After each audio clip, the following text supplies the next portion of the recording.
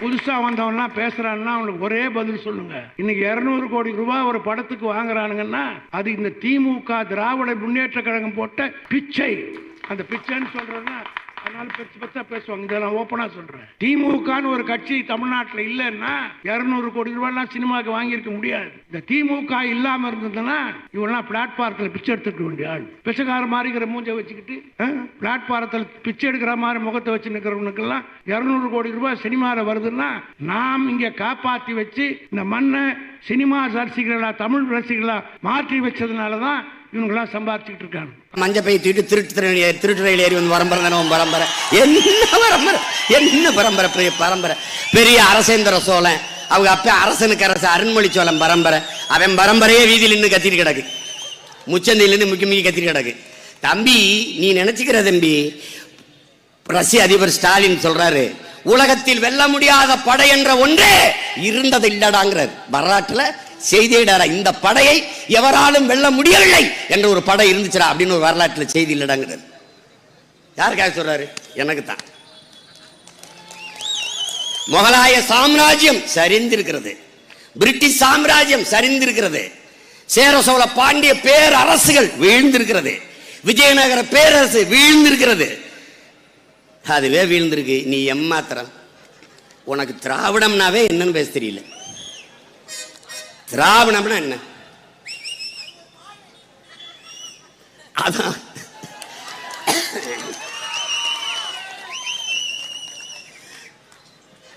தெரியாது. What is the mean by Dravidam தெரியாது. ஒரு நேரம் திராவிடம் என்றால் அது ஒரு இடத்தை குறிக்கிறது. கொஞ்ச நாள் கழிச்சு வருவாங்க ரொம்ப குழப்பறானே சீமான் அப்படின்ட்டு. திராவிடம் என்றால் அது ஒரு இனத்தை குறிக்கிறது. அப்படிலாம் ஒரு இனம் இல்லையே. திராவிடம் என்றால் அது ஒரு மொழியை குறிக்கிறது. திராவிடனுக்கு அப்படி ஒரு மொழி, எந்த மொழி திராவிட மொழி தெரியாது. கடைசியா எல்லாருக்கும் எல்லாம் என்பதுதான் திராவிடம்.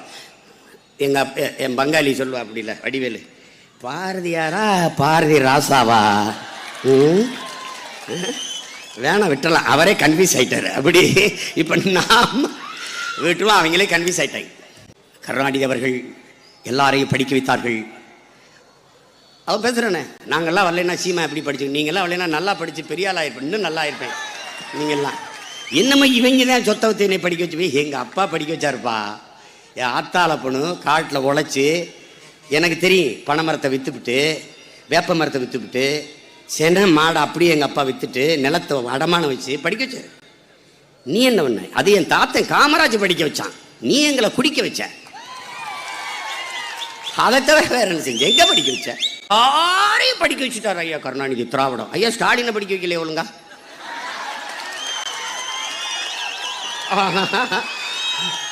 சும்மா பேசும்போது பரவாயில்ல, தடுமாறிட்டான. பார்த்து படிக்கும்போது அந்த வகையில் இதை எதற்காக குறிப்பிடுகிறேன் என்றால், இதை ஏன் சொல்ல வருகிறேன் என்றால்,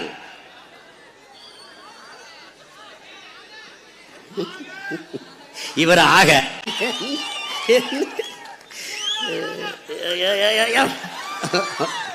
சொல்லுவோம்ல மண்டை காயுதுன்னு சொல்லுவோம்ல, அதுதான். ஒன்றும் இல்லை, நான் என்ன இவ்வளோ பேர் காசு கொடுத்தேன்னா, இல்லை போகும்போது குவார்டர் வாங்கி கொடுக்க போகிறேன்னா, இல்லை பிரியாணி வாங்கி கொடுக்க போகிறேன்னா, அவனுக்கு தெரியும் என் அண்ணன் எனக்கான அரசியலை முன்வைக்கிறான், எனக்கான எதிர்காலத்துக்கு கத்துகிறான், எனக்கும் பின்னாடி வருகிற என் பிள்ளைகள், என் சந்ததியினர்கள், என் தம்பி தங்கைகளின் எதிர்கால வாழ்விற்காக கத்துகிறான். அது தெரியாதா? என் தலைவன் தனக்கான நாட்டுக்காக போராடவில்லை, அதை போல நானும் எனக்காக போராடவில்லை. எத்தனை பேர் என்னை கேட்டுப்பா கூட்டணிக்கு வந்துரு, இவ்வளவு பெட்டி, இவ்வளவு சீட்டு, இவ்வளவு நோட்டு, அதை அங்கிட்டு போய் நீட்டு, அங்கிட்டு போய் காட்டு. நீ என்ன 4-3 சீட்டை கொடுத்து தம்பி செதறுகாய உடைச்சு ஆளுக்கு ஒரு சில்லு எடுத்து கடிக்கிற பையன்ல தம்பி. மொத்த தேங்காய் என்னது ராஜா, மொத்த தேங்காய் என்னது? இந்த நாடு எனது, இந்த அதிகாரம் எனக்கு கைவரப்பெற்றால் தான் என் கனவை நான் நிறைவேற்ற முடியும். தரமான கல்வி, தரமான மருத்துவம், தூய குடிநீர், பாதுகாப்பான சுற்றுச்சூழல், நல்ல காற்று, சுவாசிக்க நடக்க பாதை, எரிக்க மின்சாரம், இதெல்லாம் என் பிள்ளைகளுக்கு கொடுக்கணும்னா, என் மக்களுக்கு கொடுக்கணும்னா எனக்கு முழு அதிகாரம் இருக்கணும். நேரலையில் பாரு பெரும்பாலும் போடுறதில்லை, ஏன்னா அவங்க பேசுறத நம்ம கேட்க முடியாது. எல்லாம் தட்டுறதான். இதுக்கு 4 மாட்டு சாணி எடுத்து தட்டினாலும் எர்ராட்டியாவது உருப்படியாக எரிச்சு சாம்பலாகி பல்லாத விலைக்கு இருக்கும், இல்லை உரமாவதாக இருக்கலாம். என்னத்தையும் ஒண்ணு பண்றது. அது அம்மையார் ஜெயலலிதா இருக்கும் போதெல்லாம் ஒருத்தர் தூங்கிடுறாரு. உண்மையிலே நடந்துச்சு, நான் பார்த்தேன். தூங்கிட்டார் அவர். அந்த மாதிரியே அமர்வில் வந்து அவர் சாப்பிட்டு இருந்தவர் கொஞ்சம் பெரியவர் தூங்கிட்டார். அப்போ எல்லாம் கை தட்டினோடனே இவரை இந்த சத்தம் கேட்டோன்னே எந்திரிச்சிட்டார். எந்திரிச்சு ஏன் தட்டுறாங்க, எதுக்கு தட்டுறாங்க, எந்திரிச்சோன்னா அவரும். அதை நம்ம பார்க்கும்போது அட பாவமே, என்ன கொடுமை பாருங்க. நீங்கள் எல்லாரும் விட்டுட்டு போயிருங்களேன். ஆயிரக்கணக்காக கூடி நிற்கிறீங்களே, எல்லாரும் என்னை விட்டு போங்களேன். இந்த பக்கம் திரும்பி இந்த சுவரை பார்த்துட்டாவது பேசி இருந்து செத்து போவனே ஒழிய நான் விட்டுட்டு போவேன் மட்டும் நீ கருதிடாத. அவளாங்க அவன் விட்டு வாய்ப்பு இல்லை சொல்றேன் பாருங்க. வாய்ப்பு இல்லை. மீட்டு மீட்டு மீட்டு கூட்டம் முடிஞ்சு போகும்போது இந்த காலர் எடுத்து விட்டுங்க. அப்படி தூக்கிட்டு விடி, அப்படி ரெக்கே அப்படி தூக்கிட்டு போடா கேட்டா காவல்துறை கேட்கணும். எல்லாம் என் சொந்தக்காரன் தான் இருக்கிறம்புறம், என் சொந்தக்காரன் மாமச்சன் தான். கேட்கும்போது என்ன ஒரு மாதிரி பெரிய இல்லை, எங்கள் அண்ணன் கூட்டம் கேட்டு வரேங்க. உங்களுக்கு ஏதாவதுன்னா ஒரு தடவை அவர் கூட்டத்தை கேளுங்க, நீங்கள் இப்படி தாங்க நடப்பீங்க. ஒரு நாள் நீ சாப்பிடுவியோ இல்லையோ, அண்ணன் சொல்றதுக்காக சாப்பிடு. மாட்டுக்கறியை மருந்தா சாப்பிடு. நான் உன்னே கேட்குறேன், மாட்டுக்கறி சாப்பிட்டா தான் நீ பொழைப்பான்னு மருத்துவர் சொன்னா சாப்பிடுவா சாப்பிட மாட்டேன். சாப்பிடுவீல சாப்பிடு. அண்ணன் சொல்றேன் சாப்பிடு நீ. ஏய், நான் விவசாய வேளாண் குடும்பத்தில் பிறந்தவன். எங்க அப்பா என்னை சென்னைக்கு வண்டி ஏற்றும் போது உனக்கு அண்ணன் ஒரு சத்தியம் சொல்றேன் பாருங்க, எதையுமே எங்க அப்பா கேட்கல. சென்னையில் ஏதோ மாட்டுக்கறி ரொம்ப விற்பாங்களாமப்பா, அதை மட்டும் நீ சாப்பிட்றாதப்பா, அது நம்ம குலதெய்வம்னாரு. அவருக்கு நம்பிக்கை வரல மகன் மேலே. என் கையில் சத்தியம் பண்ணிட்டு போப்பா, சாப்பிட மாட்டேன்னாரு. சரிப்பா சாப்பிடலன்னு இறங்கினேன். சாப்பிட ஒன்றுமே இல்லை. அவன் மட்டும்தான் ₹1 கறி கொடுத்தான். தள்ளு வண்டி கடையில் 2 ரொட்டி இருக்குல்ல, பிரெட்டு வாங்கி அதில் கறியை வச்சு 2 ரொட்டியை போட்டால் ஒரு வாரத்துக்கு அப்படி இருப்பான், கம்முன்னு இருப்பான். நீ எந்த பாடி பில்டரா மாட்டுக்கறி திங்காம பில்ட் பண்ணுறான்? எந்த அத்தலட்டு மாட்டுக்கறி திங்காம சாப்பிட்றா. சாப்பிட்டு ஜிம்முக்கு போடா, ஆடுறா, வெயிட்டை ஏத்துறா, எல்லா பேரும் 6 கூட திடா, ஆம்ஸை டைட் பண்ணி டீஷர்ட் போட திர்றா, அப்படியே போடா. தமிழன்னாவே, தமிழ் இளைஞர்கள்னாவே ராணுவமா இருக்கணும்டா, ராணுவமா இருக்கணும். சும்மா போட்டு இனிமேலாம் ஐயா ஐயா என்னங்கய்யா சொல்லு, என்னையா சொல்லியா, என்ன உன் பிரச்சனை?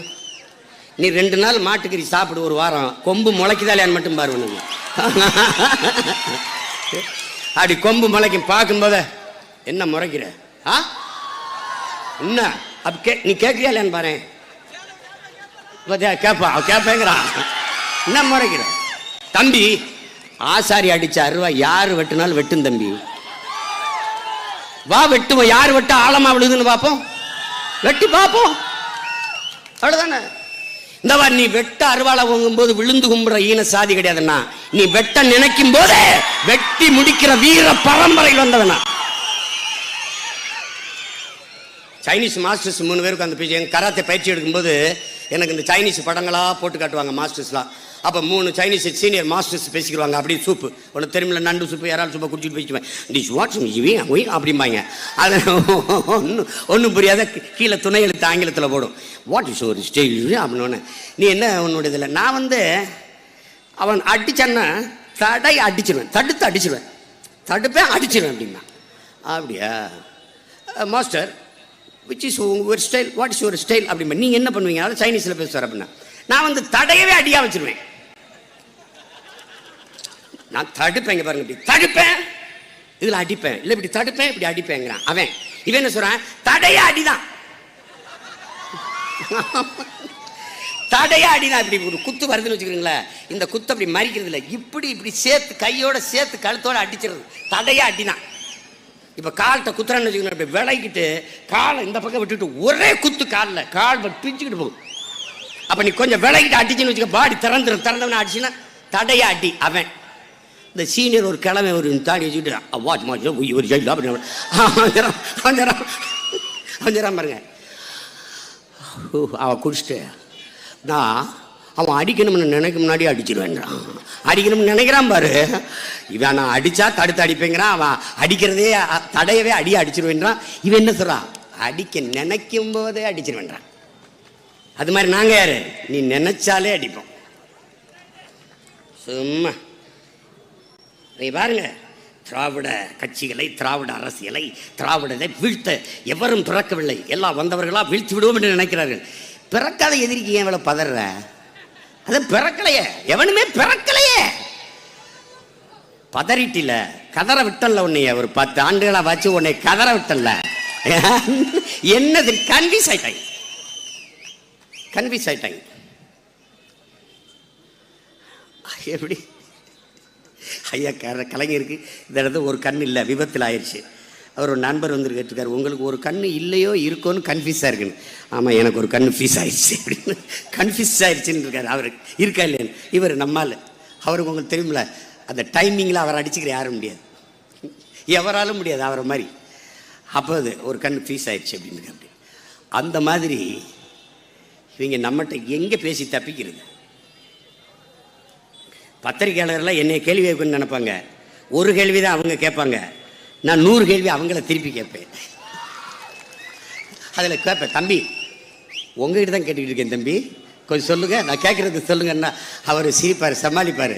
ஆமாண்ணே இருந்துச்சா இல்லையா, நடந்துச்சா இல்லையான்னு. ஆமாண்ணே நடந்துச்சுண்ணே. அப்புறம் அவ்வளோதான்.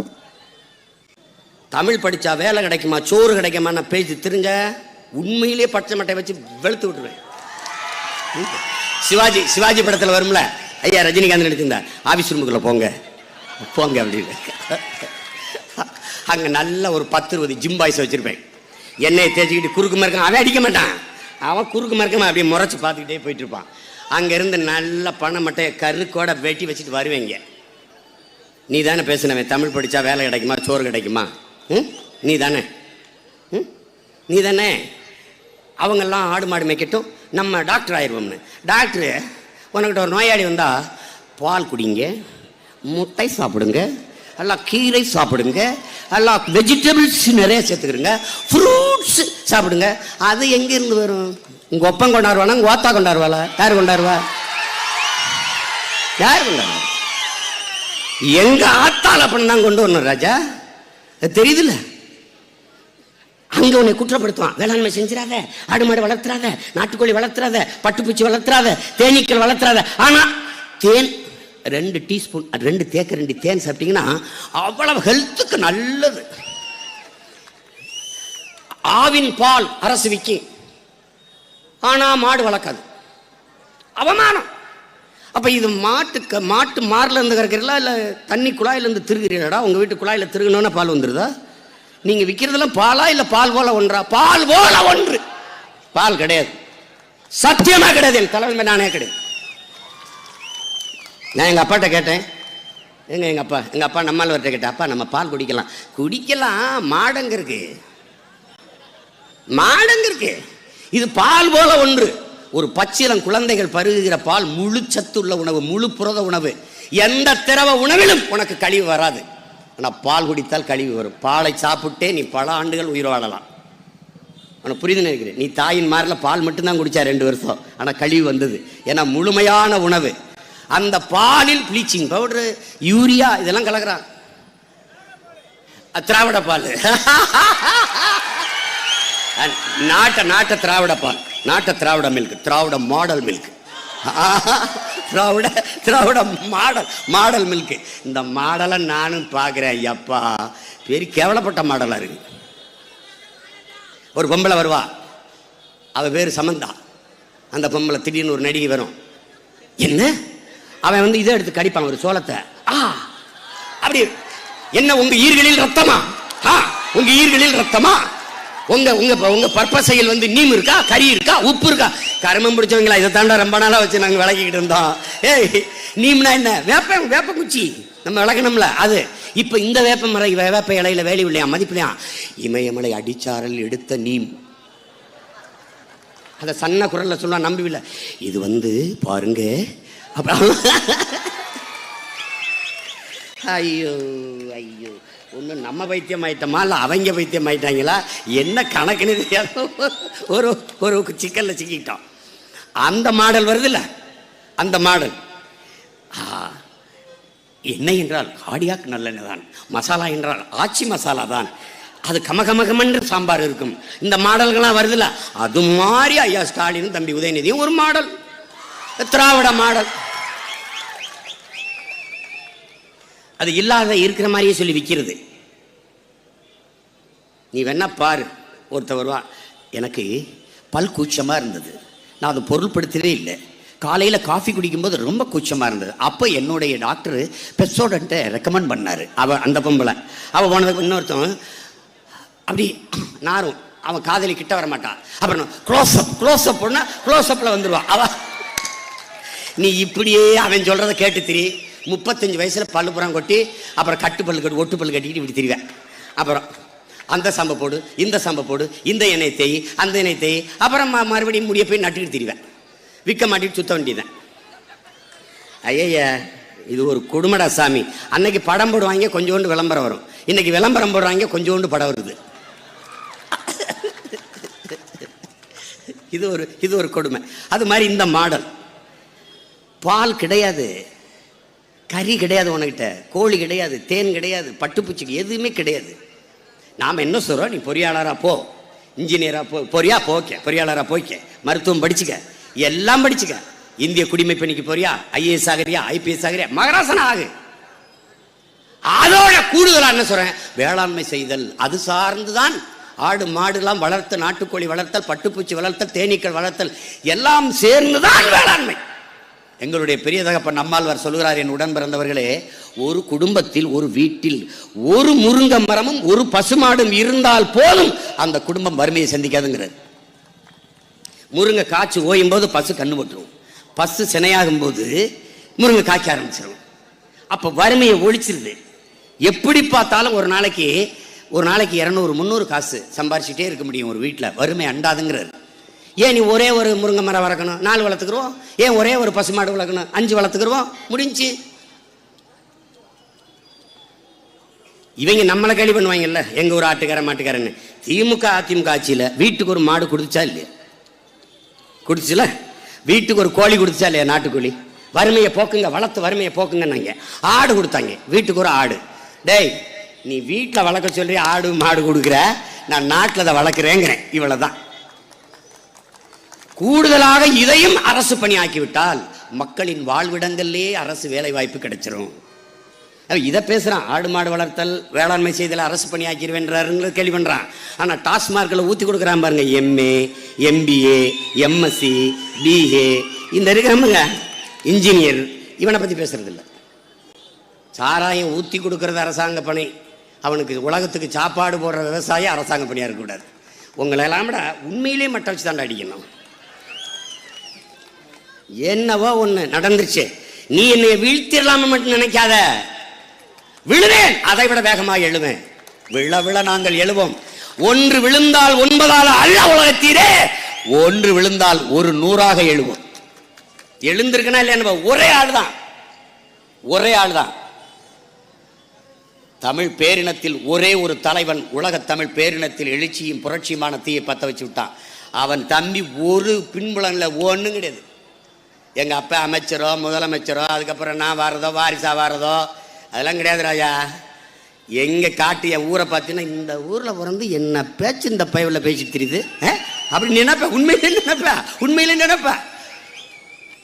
அங்க வந்து இவர் பரம்பரை மரபணுலே ஒரு வீரம் இருக்குல்ல, இருக்குமா இல்லையா? தமிழன்னாவே வீரம் தானே. அப்புறம் என்ன, புலியை முரத்தால் அடிச்சு துரத்தினால் மரத்திங்கிறது சும்மா கதை இல்ல, வரட்டுவா. அது மாதிரி அதனால விழுந்துரும் நீ நினைச்சிடாத, நீ அவ்வளவுதான், மொழி அழிஞ்சிருச்சு, அதெல்லாம் வாய்ப்பு இல்லை. விட போறதில்ல. வந்தவன கட்டும் சட்டம். இந்த மாதிரி கடத்திருவிழாலாம் இப்படி எழுதி வச்சு தெரிய முடியாது, இங்கிலீஷ்ல எல்லாம் எழுதி வச்சு தெரிய முடியாது. தூய தமிழ்ல எழுதல, நான் பூட்டி சாவி எடுத்துட்டு போயிடுவேன். நீ நடக்குதாலேன்னு பாரு, இல்லைன்னா நானே எழுதி வச்சுட்டு காசை வசூலிச்சுக்கிடுவேன். 500 கோடி ஒதுக்கி நானே எழுதிடுவேன். ஆதித்யா போர்டிங் அண்ட் தங்குலாம், உணவு மற்றும் தங்கும் விடுதி. அது யாரா கீழே ஒருத்தன், அது அவனை அப்படி தமிழில் எல்லா பேரையும் எழுதி வைப்பேன். அப்புறம் அவனுக்கு நான் பணத்தை அனுப்பி விட்டுருவேன். அந்த இதை கொடுத்துருவேன், ரசீது, ஐயா பணத்தை கொடுத்துரு, இவ்வளோ செலவாயிருக்கு. இல்லை நீயே மாற்றி எழுதிக்கிறியா, வெல் அண்ட் குட். தமிழன் காசு வேணும், தமிழ் வேணாமாடா? இது ஏன் நாடு? தமிழ்நாடு. என் தாய்மொழி இல்லாத என்ன நாடுங்க? என்ன தமிழ்நாடு இது? என்ன தமிழ்நாடு? நீ தமிழ் படிக்காமலாம் தப்பிக்க முடியாது. என் தம்பியை சொன்னாங்கல்ல, ஆளுநர் ஐயா ஆர்.என். ரவி சொல்றாரு, இந்த தமிழர்கள் வரலாற்றை மறைச்சிட்டாங்க. வரலாறு என்பதே எங்களுக்கு, வரலாறு என்பதே நீ கற்பிச்சது வட இந்திய வரலாறு தானடா, வேற என்னடா எங்களுக்கு கற்பிச்சிருக்கேன்? நீ என்ன கற்பிச்சிருக்கீங்க? நீங்க உங்களுடைய கேந்திர வித்யாலயா, நவோதயா, உங்களுக்கு சிபிஎஸ்இ பாடத்திட்டத்தில் என் மொழியே கிடையாது. அப்படியே போய் வரலாறு இருக்கும்? எப்படியே வரலாறு இருக்கும்? தாய்மொழி படிக்காத தன்னின வரலாறு தெரியாத இனம் உலக வரலாற்றில் வாழ்ந்ததாக செய்தியே கிடையாது, செய்தியே கிடையாது. அப்புறம் எங்கிட்ட நாங்க வாழ்றது? நீ என்னை திட்டமிட்டு அழிக்க நினைக்கிறாய், நான் அழிவில் இருந்து என் அன்னை தமிழ் சமூகத்தை காக்க நினைக்கிறேன். நீ வீழ்த்த நினைக்கிறாய், நான் எழ நினைக்கிறேன். இதான் இருக்கிறது. அதனால ஈழப்போர் முடிஞ்சிருச்சு, விழுந்துட்டோன்னு நினைக்காத, அவ்வளவுதான் நினைக்காத. கடைசி தமிழன் உலகத்தில் உயிரோடு இருக்கிற வரை இன விடுதலை போராட்டம் இருக்கும், இருக்கும். அம்மையார் இந்திரா காந்தி சொல்றாங்கல்ல, கடைசி மனிதன் அடிமைப்பட்டு கிடக்கிற வரை விடுதலைக்கான போராட்டம் இருக்குங்கிறாங்க அம்மையார் இந்திரா காந்தி. அது மாதிரி கடைசி தமிழன் இருக்கிற வரை உலகத்தின் ஏதோ ஒரு ஓரத்தில் தமிழன் ஒருவன் உயிரோடு இருக்கிற வரை தமிழ் பேரினத்தின் விடுதலைக்கான புரட்சி போராட்டம் இருந்து கொண்டுதான் இருக்கும். என்னை விட கேவலமா அடிபட்டு ஓடி தெரிஞ்சவன்டா யூதன். அவனே நாடு பிடிச்சு ஒரு பாலைவனத்தை பிடிச்சு கட்டி இஸ்ரேல நாடு வச்சு மாட்டிட்டு இருக்கான்னா, நான் இன்னும் முற்றுமுழுதா அழிஞ்சிடலையே. ஒண்ணுமே இல்லாத ஒரு எளிய மகன், அடையாளம் தெரியாத முகங்கள், தெளிவாக தெரியாத விவசாய சின்னம், மறைச்சு மங்களாக வைக்கப்பட்ட சின்னம், ₹1 ஒரு வாக்குக்கு கொடுக்காத ஏழை பிள்ளைகள், 10 பேர் 20 பேர் தான் வேட்பாளரோடு நடந்து சென்று வாக்கு கேட்டான். அந்த சூழலில் 31 லட்சம் வாக்குகளை மான தமிழ் மக்கள் எங்களுக்கு தந்து மாபெரும் அரசியலாற்றலாக உயர்த்தியிருக்கிறார் என்றால், முன்னைக்கு சீமானும் அவன் நாம் தமிழர் கட்சியும் கவனம் பெற்றுச்சு. நீ என்னை கடந்து போகலாம், நான் முன்வச்ச அரசியலை கடந்து போக முடியாது. நீ என்னை மறைக்கலாம், நிராகரிக்கலாம், என் அரசியலை நிராகரிக்க முடியாது, தவிர்க்க முடியாது.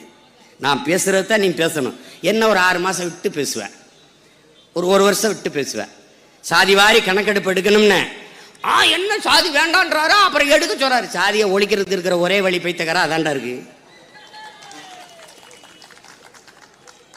எனக்கு உண்டாத எனக்கு கொடுத்துட்றா, என் அண்ணனுக்கு உண்டாத எங்க அண்ணன் கொடுத்துட்றா, என் தம்பிக்கு உண்டாத என் தம்பி கொடுத்துறா, எங்களுக்குள்ள சண்டை வராதுடா. டே இதுதான்டா பிரச்சனை. இப்ப ஐயா கடிதம் பிரதமருக்கு சாதி வாரி கணக்கெடுப்பு எடுக்க கடிதம். நீங்க பண்ண தவறு தானே. போஸ்ட் மாஸ்டர் போய் முதலமைச்சராகணும்னு அவர் கடிதமா போட்டுக்கிட்டு இருக்காரு. இமெயிலு, இன்டர்நெட்டு, இன்ஸ்டாகிராமு, அலைடு எல்லாம் வந்துருச்சு. அதுல அங்க ஆமா இவர் போஸ்ட் மாஸ்டர், அங்க மேல ஒரு டீ மாஸ்டர். அவர் என்ன தெரியுமா சொல்லிட்டார் ஒரு தடவை, வறுமை போகணும்னா எல்லாம் பக்கோடா வீங்கிட்டாரு. ஏன்னா பக்கோடா சாப்பிட்டா தானே, பக்கோடா சாப்பிட்டா நீ டீ குடிப்ப, பக்கோடா வித்தா தான் டீ வியாபாரம் நல்லா வரும். என்ன கவனமா கால்குலேட் பண்ணி போறாங்க பாருங்க. அப்ப டீ வித்தாங்க, இப்ப நாட்டே வித்துட்டாங்க. நமக்கு ஒரு அம்மையார் நிதியமைச்சர் வந்திருக்காங்க, அவங்க அப்பா ஊருகா வித்தாங்க, இப்ப ஊரே விற்கிறாங்க. அவங்க வேலையை அவங்க சரியா தான் செய்யறாங்க, நம்ம தான் சரியா இல்லை. வாழ்க்கையில எவன் வேணாலும் தோக்கலாம்டா. இன்ஜினியர் தோக்கலாம், டாக்டர் தோக்கலாம், எவன் வேணாலும் தோக்கலாம், ஐஏஎஸ் தோக்கலாம், ஐபிஎஸ் தோக்கலாம். விவசாயி தோத்தரக்கூடாதா? உலகத்தில் விவசாயி தோத்தரக்கூடாது, தோக்க விட்டுறக்கூடாது. எந்த வேளாண்மையை விட்டு வேளாண்மை ஆடு மாடு வளர்த்தல் அவமானம்னு சொல்றானோ, வேளாண்மை செய்வது படிக்காதவன் செய்யறதுன்னு சொல்லி வச்சிருக்கானோ, அதே இடத்தில் கற்றறிந்த என் தம்பி தங்கைகளை கொண்டு போய் வைத்து நவீன தொழில்நுட்பங்களை, அறிவியல் நுட்பத்தை புகுத்தி உலகத்துக்கு சோறு போடுற ஒரு நாடாக என் தமிழ்நாட்டை நான் உயர்த்தல. நான் பிரபாகரன் மகளடா, எழுதி வச்சுக்கிட்டேன். உனக்கு ஆந்திராவில இருந்து பால் வருது, ஆந்திராவில இருந்து ஆடு வருது கறிக்கு. உனக்கு எத்தனை லட்சம் ஆடு வேணும், எவ்வளவு லிட்டர் பால் வேணும்னு கேட்கிற நிலைமையை நான் உருவாக்குறேன்னா இல்லையா என்பது. ஒரு சொட்டு கலப்படம் இல்லாத தூய பால், நாட்டு மாட்டு பால் கொடுப்பேன், நாட்டுக்கோழி கொடுப்பேன், நாட்டுக்கோழி முட்டை என் பள்ளியில் கொடுப்பேன், நானே தேனீக்கள் வளர்ப்பேன், பூந்தோட்டங்களை போடுவேன், நானே பெட்டி பெட்டியாக வச்சு தேனீக்களை வளர்ப்பேன், நானே பட்டுப்பூச்சி வளர்ப்பேன், நாட்டுக்கோழியை பண்ணவனே நானே வளர்ப்பேன், மாடு வளர்ப்பேன், ஆடு வளர்ப்பேன். எனக்கு அவமானம் இல்லை. நீ வந்தாவா வரலைன்னா போ, நானே உட்காந்து மேய்ச்சிக்கிட்டு இருப்பேன். எங்கெங்க இந்த அவர் எங்கெங்க அவர் அமைச்சர்கள் உட்காந்து அந்த மாட்டு பண்ணையில் பேசிக்கிட்டு இருக்காருங்க. அது அவசர கூட்டமாங்க. உனக்கு ஒருங்கிணைந்த கூட்டு பண்ணைன்னா என்னன்னு தெரியுமா உனக்கு? நீ நம்மாழ்வார் புத்தகத்தை படிச்சிருக்கியா? அவர் பேசினதை கேட்டிருக்கியா? என்ன என்ன உனக்கு தெரியுது? உயிர் தேவையே உணவுதான், உணவுதான். உழவு இல்லையேல் உணவு இல்லை, உணவு இல்லையேல் உயிர்கள் இல்லை, உயிர்கள் இல்லையேல் உலகம் இல்லை. ஆகவே உலகை மீட்போம், உலகை காப்போம். இதானே எங்க கோட்பாடு. நீ வராத, நீ வராத. நீ டாக்டர் ஆயிரு, நீ இன்ஜினியர் ஆயிரு, நீ ஐஏஎஸ் ஆரு, ஐபிஎஸ் ஆரு. சோத்துக்கு எங்க போவ? எங்க போவ? எங்கே போவ ராஜா? ஹாஸ்பிட்டலுக்கு போகும்போது என்ன சாப்பிட்டு, ஒரு ஊசியை போட்டு போயிருவியா பசிக்கு? இல்லை 2 மாத்திரை டக் அப்படின்னு முழுங்கிட்டு போவியா? பல பைத்தியங்கள் உருவாகி போயிடுச்சு.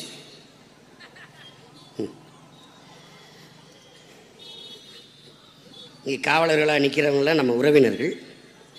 ஒரு காலம் வரும் உண்மையிலே காவலர்களா அவர்கள் ஆக்குறனா இல்லையா என்பது. 8 மணி நேரம்தான் 8 மணி நேரம்தான் பணி. வாரம் ஒரு நாள் விடுமுறை. நீ சனிக்கிழமை எடுத்தியா, அடுத்த வாரம் உனக்கு ஞாயிற்றுக்கிழமை விடுமுறை. நீ அடுத்து ஞாயிற்றுக்கிழமை எடுத்தியா, அடுத்த வாரம் சனிக்கிழமை. சுழற்சி முறையில் விடுமுறை. 6 மாதத்துக்கு ஒரு முறை குடும்பத்தோடு சுற்றுலா அனுப்புவேன். ஏய், நீதி வழங்கக்கூடிய நீதிபதி 2 மாதம் விடுமுறை, நாட்டை பாதுகாக்கிற ராணுவ வீரர் 2 மாதம் விடுமுறை. விடுமுறையே இல்லாத ஒரு படை இருக்குன்னா காவல்துறை படை மட்டும்தான் அந்த நாட்டில். அங்கே போடாதப்பா, இங்கே போகாதப்பா, ஒரு பண்டிகையும் கிடையாது.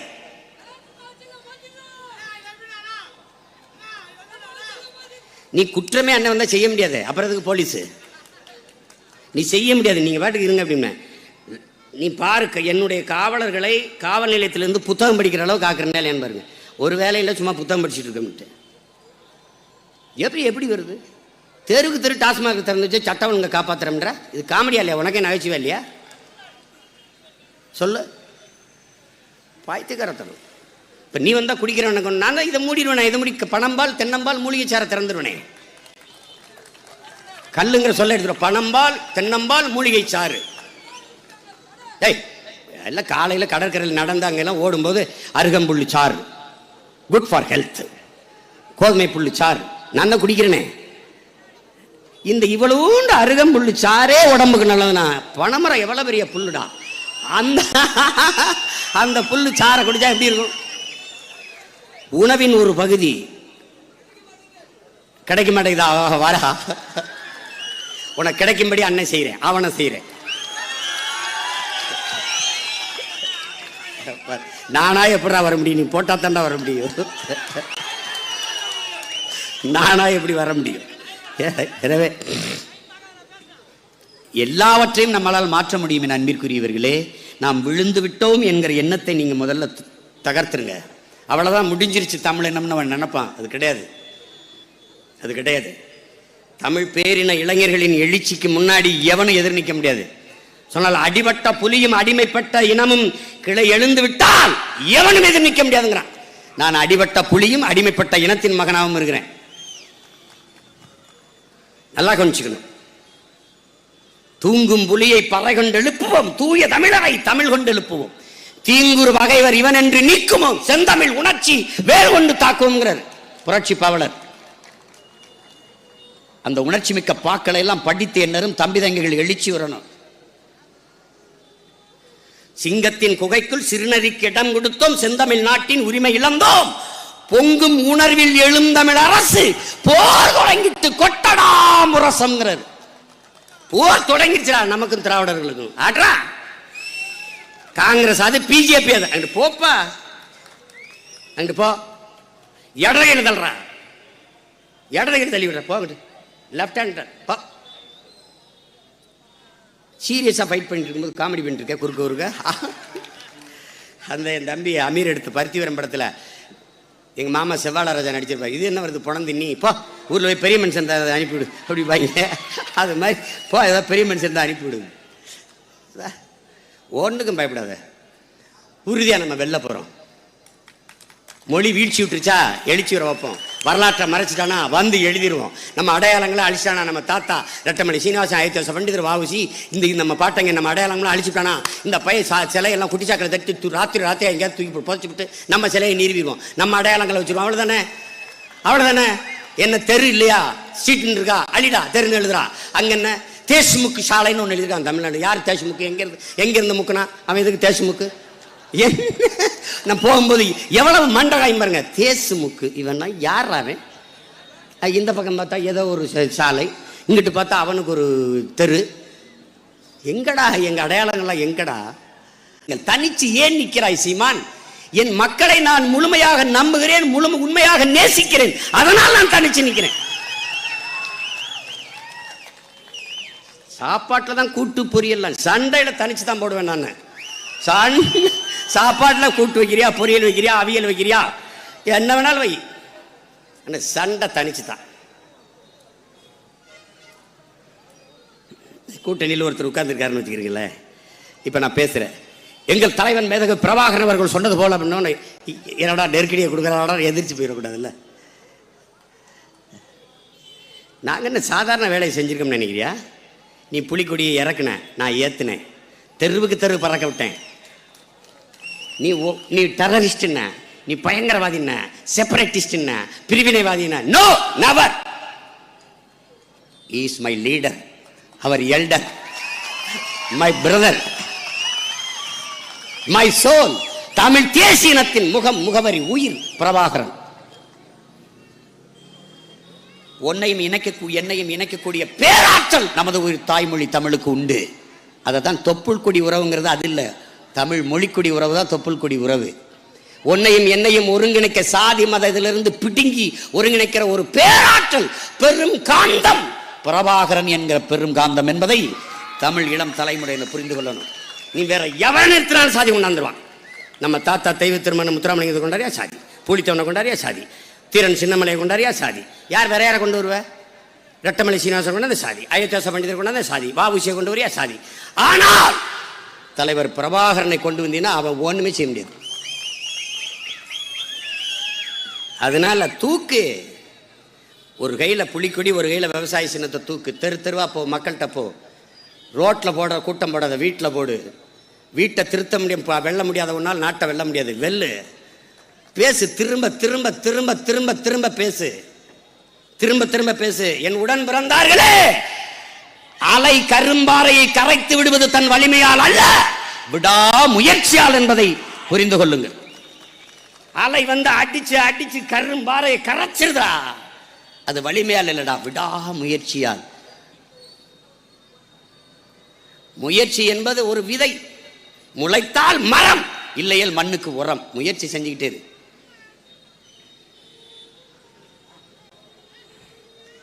அதுதான் இருக்கிற வெற்றிக்கு வழி. என் தம்பி தங்கைகளுக்கு சொல்ல விரும்புவேன், ஒருவன் வந்து 10 முறை விழுந்து விழுந்து எந்திரிக்கணும்.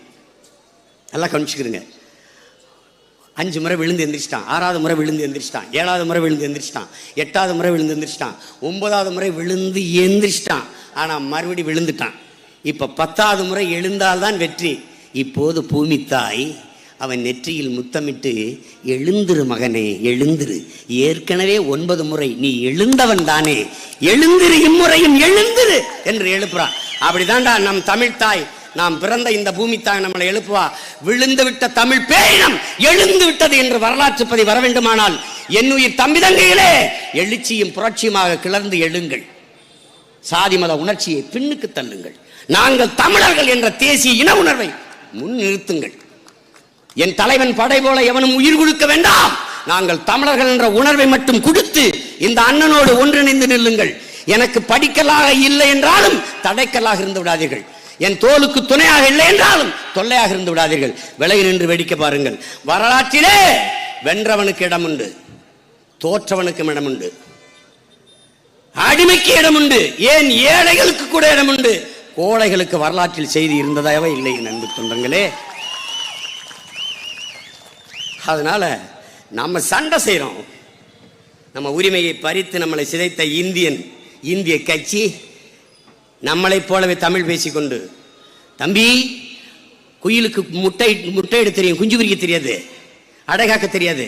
காக்கை கூட்டில் போய் முட்டையிட்டு ஓடிடும். காக்கை பறந்து போனோன்னா முட்டையிட்டு போயிடும். இந்த காக்கை என்ன செய்யும், அதோட முட்டைகளோடு இந்த முட்டையும் சேர்த்து அடை காத்துரும், குஞ்சு பொரிச்சிடும். தன் குஞ்சு தான் நினச்சி இற ஊட்டிக்கிட்டே இருக்கும். ஆனால் ரெக்க முளைக்கும் போது தன் குஞ்சு இல்லைன்னு தெரிஞ்சிடும், தன் இனம் இல்லைன்னு தெரிஞ்சவன கொத்தி விரட்டிடும். அப்போ காக்கைக்கு தெரியுது தன் இனம் இல்லை, எவன் யார் நம்ம இல்லைன்னு. என்ன அடையாளம் தெரியுது? உனக்கு தெரியல, தான் பிரச்சனை. உனக்கு தெரியல, அவன் நம்மளை மாதிரியே இருக்கிறான்னு நீ நினச்சி நம்பிட்ட.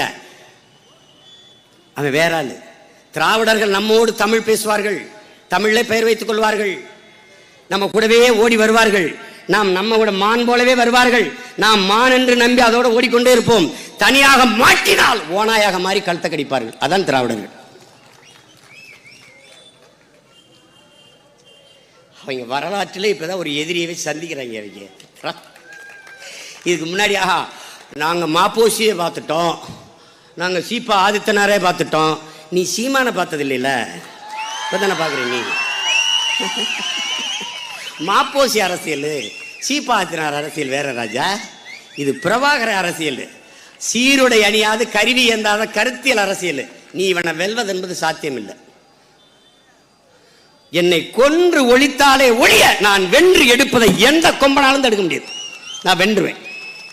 நீ பாரு, 26 நீ அவ்வளவுதான், ஈழ போர் முடிஞ்சிருச்சு, தமிழங்க விழுந்துட்டாங்க, இனி எவனும் இல்லைன்னு நினைக்கிற.